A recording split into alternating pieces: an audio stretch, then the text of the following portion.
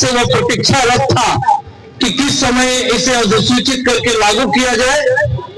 21 नवंबर को वो अधिसूचना गजट में प्रकाशित कर दी गई और अब चारों लेबर कोड की तलवार आपके सर पर लटक रही है।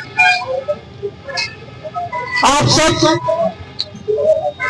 निश्चित तौर पे कम से कम संक्षेप में आपको जानना जरूरी है कि ये चारों लेबर कोड है क्या और पहले क्या बात थी और क्यों चारों लेबर कोड बनाया है। साथियों, हमारे पूर्वजों ने, हमारे पुरखों ने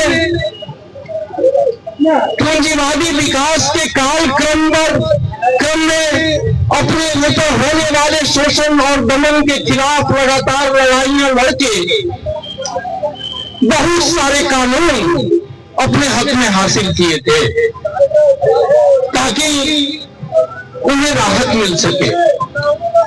इसमें बहुत महत्वपूर्ण कानून था काम के घंटे का कानून। ये ऐतिहासिक लड़ाई है मजदूर वर्ग की। आप समझिए कि ये क्यों जरूरी है। अगर ये लड़ाई जो 8 घंटे काम, 8 घंटे आराम और 8 घंटे मनोरंजन की लड़ी गई पूरी दुनिया में, उसके पहले शासक वर्ग ये आपसे 17 घंटे 18 घंटे काम लिया करता था। फैक्ट्रियों की कैंपस में ही लोग रहा करते थे और काम करते करते बेहोश हो जाया करते थे, कभी कभी उनकी मौत हो जाया करती थी। इस तरह के हालात थे जिसके खिलाफ दुनिया भर के मजदूरों ने संघर्ष किया कि 8 घंटा से ज्यादा हम काम नहीं करेंगे।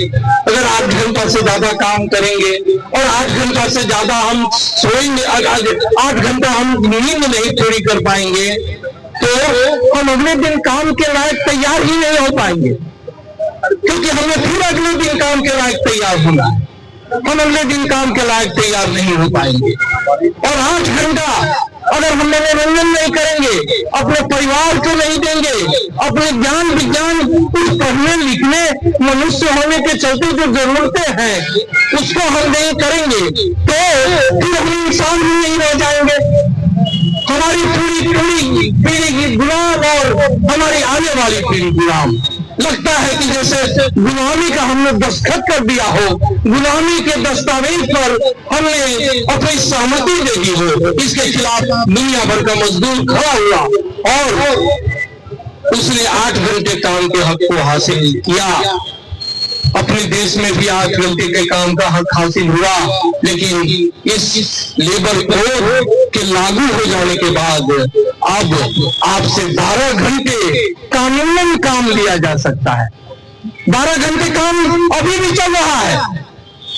कानून 8 घंटे का है भले, लेकिन 12 घंटे काम अभी भी चल रहा है, लेकिन अब कानूनन लिया जा सकता है। तो इसका मतलब क्या है कि अब 12 घंटे ही नहीं, आपसे 14 घंटे काम लिया जाएगा, 15 घंटे काम लिया जाएगा। आपको केतारी जो जानते हैं ना, गन्ना जैसे उस तरह से पेड़ करके और आपसे सारा रस निकाल दिया जाएगा और सिट्ठी के रूप में आपका जीवन उठा के फेंक दिया जाएगा।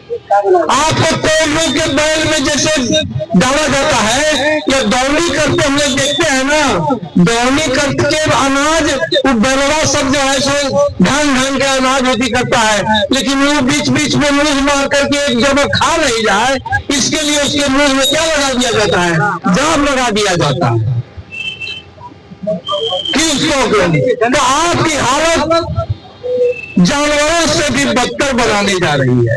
दूसरी बात, ये बहुत इंपॉर्टेंट बात है कि आपके काम के घंटे को बढ़ा दिया गया है। दूसरी बात, जो पहले हम अपने अधिकारों के लिए, अपने अधिकारों पर हो रहे हमले के विरुद्ध, अपने हकों के लिए मजदूर भाइयों के साथ मिलकर के संगठन बनाते थे, संगठित होते थे और अपनी लड़ाई संगठित रूप में चलाते थे, वो संगठन बनाने पर बहुत सारे कानूनी दांव पेच और रोक लग गई। मतलब कि हम